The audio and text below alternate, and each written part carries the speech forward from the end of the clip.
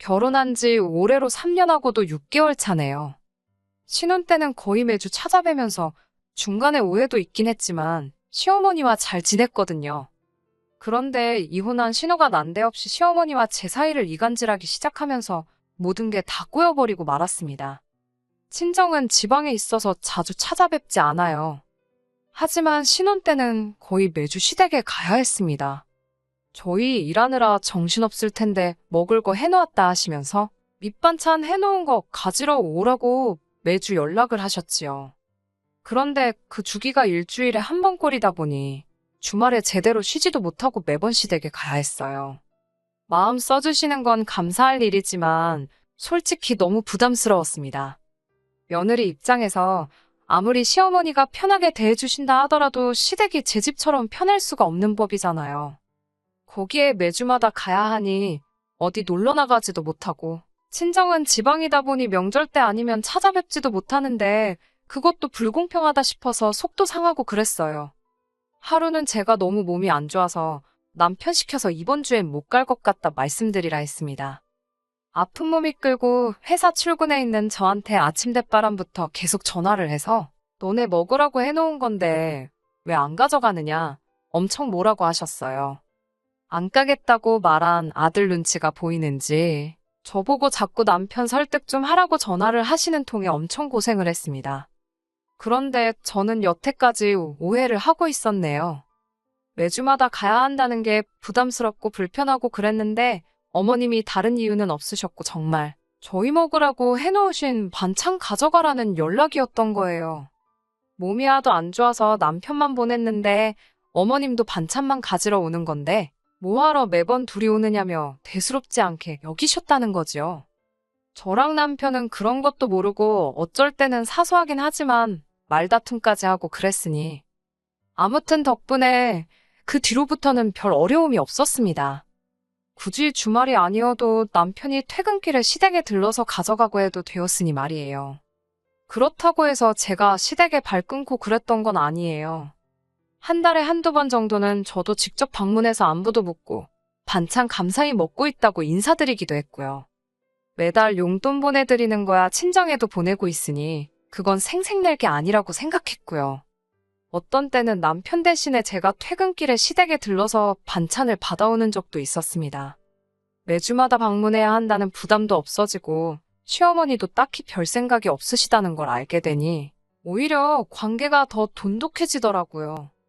남편하고 시댁 관련한 일로도 이야기 나올 것도 없어졌고 말입니다. 남편이 괜히 어머님 눈치 본다고 저까지 데리고 다니며 생긴 사소한 오해긴 했는데 지금이야 이렇게 편하게 말하지 실제로는 신혼 때 이걸 가지고 많이 싸웠었거든요.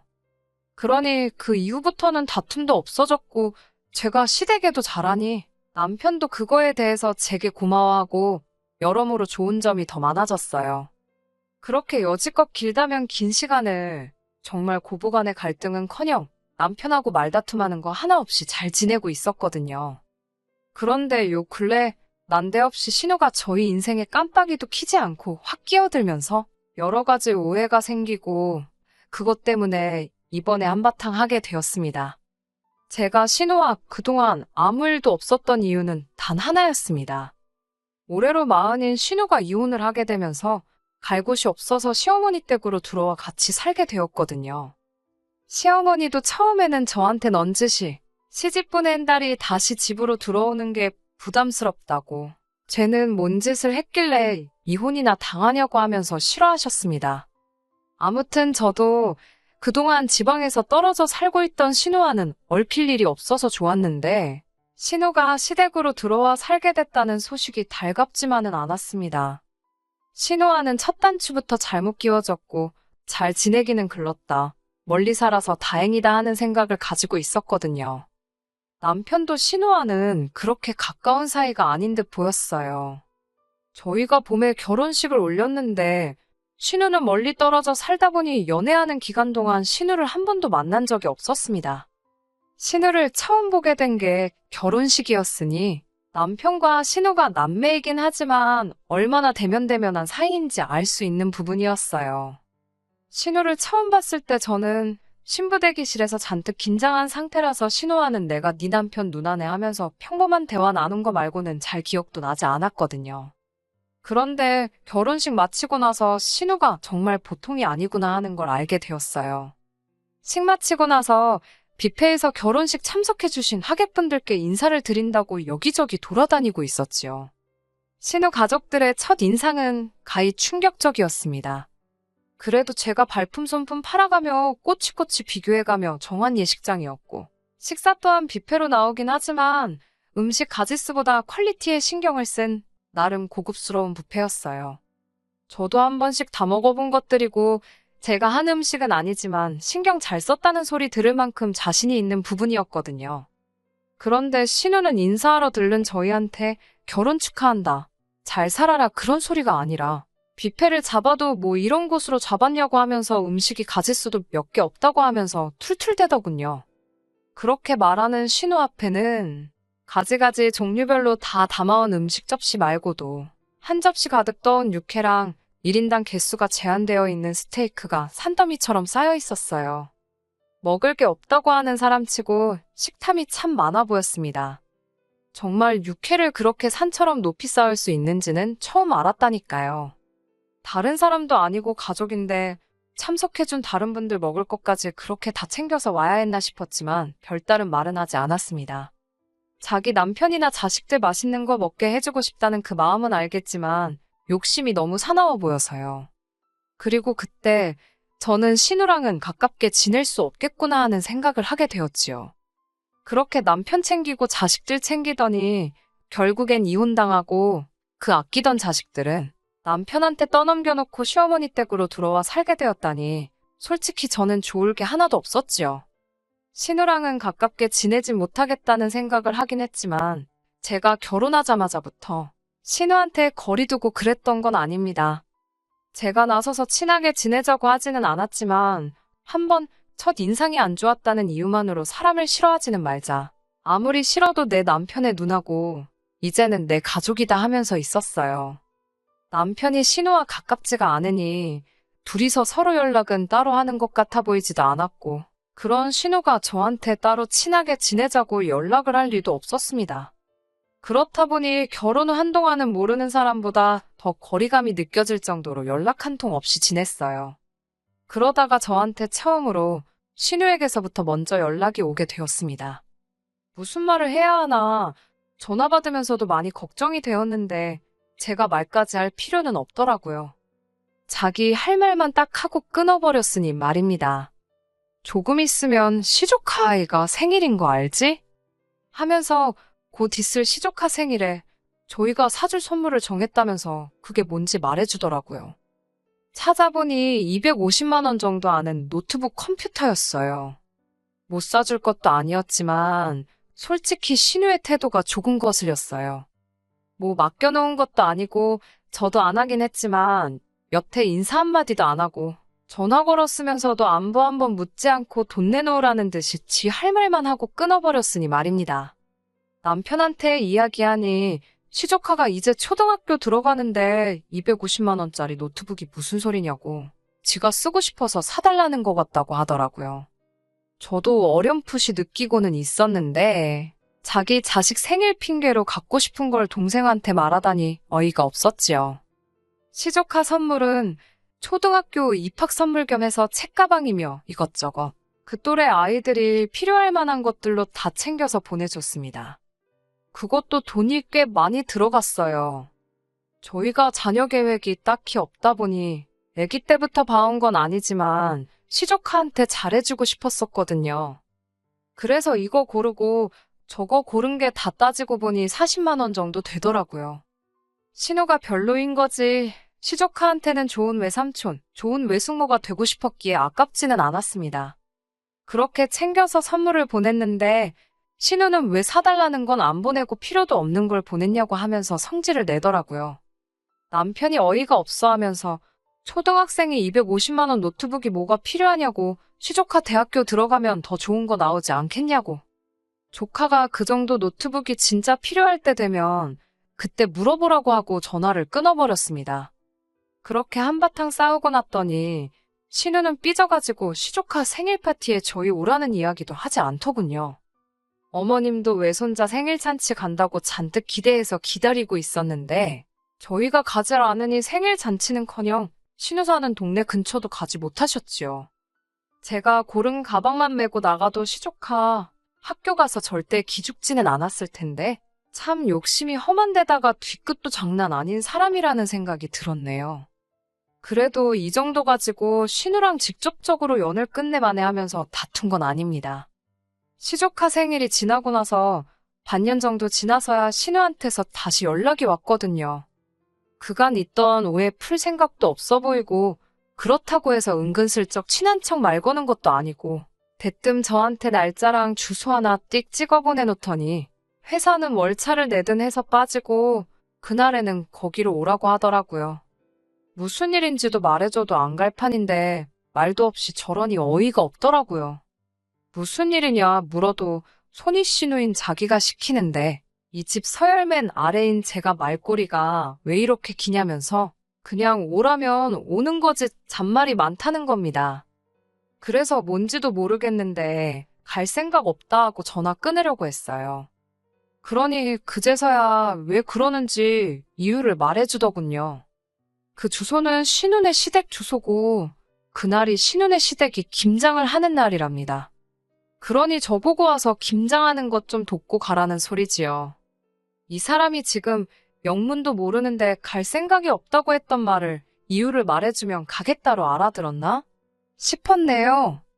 말도 안 되는 소리 하지 말라고 뭐하러 내가 1년에 15번밖에 없는 월차까지 써가며 내 돈 주고 기름값에 톨비까지 내가며 그 동네까지 내려가는 것도 모자라서 거기서 남의 집 김장까지 해줘야 되냐고요. 제가 충분히 갈 생각 없다는 뜻을 전한 거라 생각했는데 신우는 눈치 없는 척을 하는 건지 아니면 진짜 멍청한 건지 오히려 저한테 목소리를 높이면서 말대답 좀 하지 말라고 하더군요. 제가 말이 너무 많아서 싫다고 자기한테 이쁨 받고 싶으면 일단 말대답하는 그 버릇부터 고치라면서요. 어이가 없어서 아무 말도 안 하고 있으니까 제가 무슨 신우 말을 들어먹기로 했다는 걸로 이해를 했는지 잘 들어봐 하면서 하나하나씩 이유를 따박따박 짚어가면서 설명해 주더군요. 우리 엄마, 그러니까 시어머니가 따로 김장을 안 하지 않는 거 모르냐더군요. 무슨 소리를 하려는가 했더니 며느리가 시댁 김장해주는 건 당연한 일이 아니겠냐고 하면서 그런데 저는 시댁 김장을 갈 일이 없으니 시댁 식구 중 한 명인 자기의 김장을 당연히 도와야 된다고 하더라고요. 제가 여태껏 들어본 말 중에서 제일 어이없는 소리라서 저도 모르게 전화기에다 대고 피식하고 콧방귀를 뀌어버렸네요. 어이가 없으니까 화도 나지 않더라고요. 그래서 어디 얼마나 더 할 수 있는지 해보라는 식으로 나갔습니다. 신우랑 솔직히 첫 단추부터 엉망으로 끼워졌는데 싸우면 싸우는 거지 싶었어요. 언제라도 터질 일이었는데 그게 그날이었다 생각하기로 했습니다.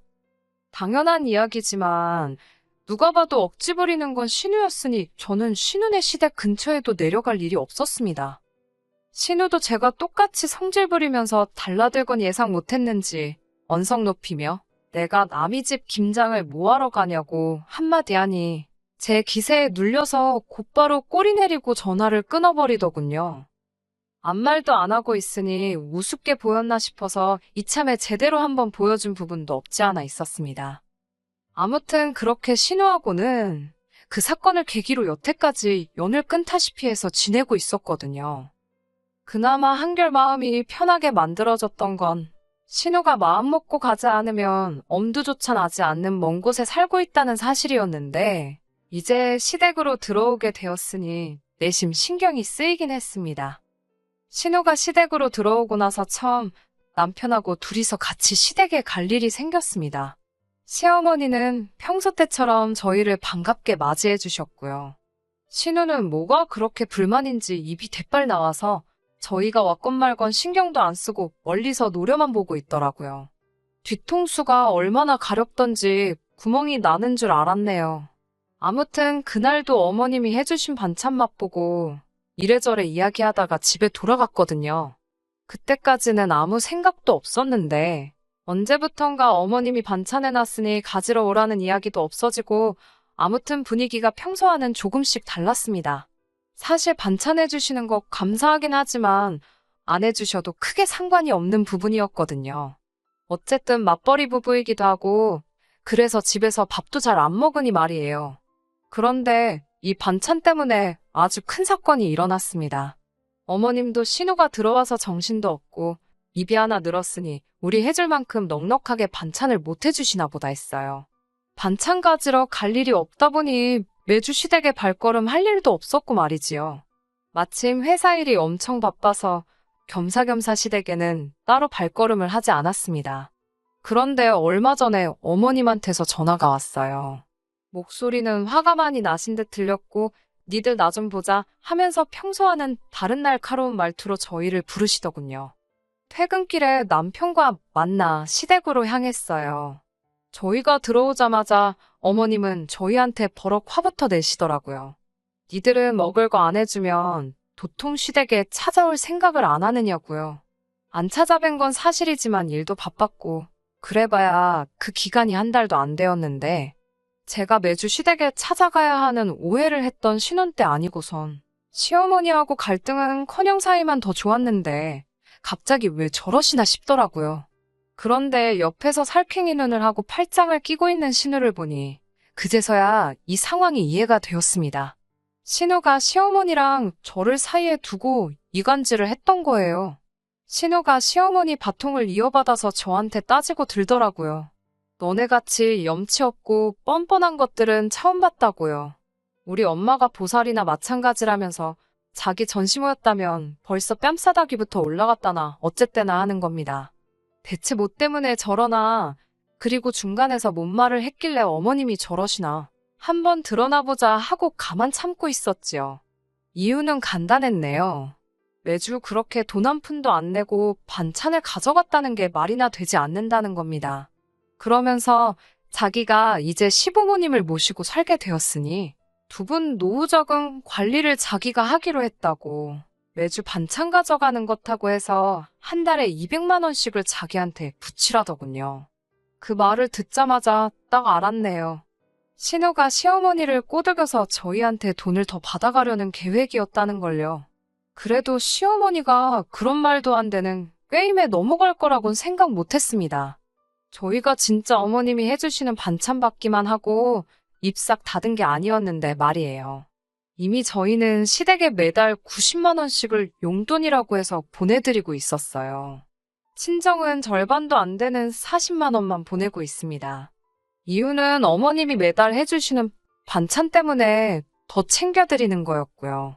그런데 저희가 뭐 매주 반찬 받아가고 돈을 더 드리기로 계약이 되어 있는 것도 아니고 어머님도 사람인데 좀 쉬고 싶은 날도 있지 않으시겠나 해서 반찬값을 더 쳐드리는 거라고 말을 한 적이 없을 뿐이에요. 괜히 저희 먹을 거 해다 주시는 것 때문에 다른 볼일 못 보고 그러실 수도 있겠다 생각한 배려였지요. 그리고 매번 다른 메뉴 해주신다고 고민하고 고생하시는 거 감안해서 반찬값을 50만 원이나 넉넉하게 드리고 있었던 거였어요. 친정에는 얼마 보내고 있는지 액수를 말해줄 필요는 없었기에 아마 양가에 똑같이 보내고 있다고 생각했나 봅니다. 신우는 그 점을 파고들고 친정보다 시어머니가 더 고생을 하는데 돈은 똑같이 준다고 하면서 돈을 더 받아 챙기기 위해 수작을 부려서 어머님 조종에 이간질을 했던 거였지요. 솔직히 이제부터 90만 원 보내는 대신에 100만 원으로 올려서 보내라고 했다면 이 정도까지 나오진 않았을 거예요. 한 달에 세상 누가 밑반찬 사 먹는데 200만 원이란 돈을 쓰겠어요? 그 돈이면 매일같이 외식을 해도 그것보다 싸게 나올 텐데 말이지요. 그래서 저도 세게 나갔습니다. 어머님한테 따로 말씀 안 드렸다고. 친정에 매달 40을 보내고 있고 어머님 반찬 해주시는 거 감안해서 90을 드리고 있었던 거라고요. 사실 저희도 어머님이 해주시는 반찬 맛있고 감사하게 잘 먹었지만 너무 고생하시는 것 같아 부담스러웠다고. 그러니 이제 그냥 안 해주셔도 된다고 했어요. 그리고 보내던 용돈은 이제 친정하고 똑같이 보내드려야겠다고 했지요. 이번 달은 해주신 게 없으니 이번 달 보내드리는 것부터 40을 보내겠다 했습니다. 사실 저희도 맞벌이 하지만 이제 차도 새로 한 대 바꾸고 싶었는데 잘 된 것 같다고 했지요. 사실은 시어머니한테까지 이러고 싶은 생각은 없었지만 그걸 어줍잖게 해명하고 그러는 것보다 이렇게 돌직구를 날리는 게 더 효과가 좋겠다 생각했어요. 어머님이 신우 말 듣고 조금이나마 생활비 더 받아낼 수 있겠구나 싶으셨나 본데 오히려 돈이 줄어버리게 되었으니 잔뜩 당황해서는 신우를 쳐다보더군요. 신우가 나선다고 뭐 상황이 달라지겠나요? 자기 이혼당해서 밥값도 못하게 된 거 부모한테 빌붙어서 살겠다는데 제 몫은 해내지 못할 것 같으니 애꿎은 저희한테 한 달에 100만 원씩이라도 더 뜯어가려던 계획은 무참히 깨져버리고 말았습니다. 오히려 일을 망쳐버린 신우가 이래선 안 되겠다 싶었는지 마지막 최후의 발악을 하기 시작하더군요. 저한테 삿대질을 막 하기 시작하더니 따지고 보면 저 때문에 자기가 이혼을 당한 거나 마찬가지라고 하면서 위자료 차원으로 저희가 매달 신우한테 생활비를 보내야 한다 우기더군요. 자기도 저처럼 회사 생활하면서 자기 시댁에 생활비 보내주고 했으면 식모살이가 아니라 귀한 며느리 대접을 받았을 거라면서요. 그런데 그러질 못했으니 자기는 몸으로 때워야 했는데 그날도 저한테 김장 좀 도와달라 부탁을 했는데 제가 안 오지 않았냐며 그때부터 자기가 자기 시댁에서 미움을 받기 시작했다는 겁니다. 거기에 자기 아들한테 노트북 안 사준 이야기까지 하며 그 노트북만 사줬어도 아들이 자기를 더 따랐을 것이고 양육권 분쟁에서도 자기가 이겼을 거라는 말도 안 되는 소리를 늘어놓더라고요. 그러니 저 때문에 시댁에 미움 사고 이혼당하고 자식까지 빼앗기고 저 때문에 인생이 망했답니다. 참으로 어처구니 없는 소리가 아닐 수가 없었지요. 남편이 나서서 신우한테 억지 부리지 말라는 식으로 한마디 하려고 하길래 제가 막아서고 신우한테 직접 한마디 했어요. 내가 남의 집에 가서 김장을 해야 할 이유도 모르겠고 왜 그것 때문에 신우 인생이 망했다는 말을 할 수 있는지도 모르겠다고 했습니다. 다만 하나 알겠는 건 지금 하고 있는 행동들로 봐서 왜 이혼을 당했는지, 왜 아이가 남편 쪽에 남게 되었는지는 알겠다고요. 신우한테 홀랑 넘어가 이 사단을 낸 시어머니도 그 상황에선 제가 틀린 말 한 게 없으니 신우 편은 못 들고 가만히 계시더군요. 지난번에 김장오라 했을 때 충분히 보여준 것 같은데 잘 모르는 것 같아서 또 보여주는 거라고. 나는 언니처럼 참을 거 다 참고 속에 담아두지 않고 할 말 다 하는 사람이라고요. 더 할 말 없으니 이 정도에서 그냥 끝내겠지만 제가 얼마나 더 할 수 있는지 궁금하면 어디 계속 해보라고 말했어요. 그리고 그냥 남편 데리고 집으로 돌아왔습니다. 어머님께는 죄송하지만 앞으로 해주시는 반찬은 사양하기로 했어요. 어머님 반찬 없다고 저희가 식사를 못하는 것도 아니고 퇴근길에 반찬만 가져가도 되지만 시간 뺏기는 건 틀린 말이 아니었으니까요. 솔직히 조금 부담스러웠던 것도 사실이고 말입니다. 어머님은 매달 받는 용돈이 줄은 것에 대해서는 서운해하시는 것 같지만 직접 말은 하지 않으시네요. 사실 이 일을 계획한 건 신우였지만 일을 더 크게 만든 건 어머님도 일조를 했으니 그 정도는 제가 너무했다 생각하지 않아요. 신우도 충분히 정신 차렸으면 멀쩡히 잘 지내는 동생네 부부한테 생활비 뜯어낼 게 아니라 그렇게 직장을 가지지 못했던 게 한이라 했으니 이제 정신 차리고 일을 시작하겠지요. 그럼 이혼당한 자식 거두어준 부모님께 생활비라도 보태드리는 효도라도 하지 않겠어요? 조금 우여곡절이 많았지만 이제 모든 게 제자리로 돌아왔다는 생각이 드네요. 저희도 이제 효도보다는 어차피 아이 없이 결혼 생활 하기로 했으니 좀 더 저희들 삶의 시간을 쏟아보려고 합니다. 끝까지 들어주셔서 감사합니다. 오늘의 사연은 여기까지입니다. 구독과 좋아요, 알람 설정 부탁드리고 더 좋은 사연으로 다시 찾아뵙겠습니다. 감사합니다.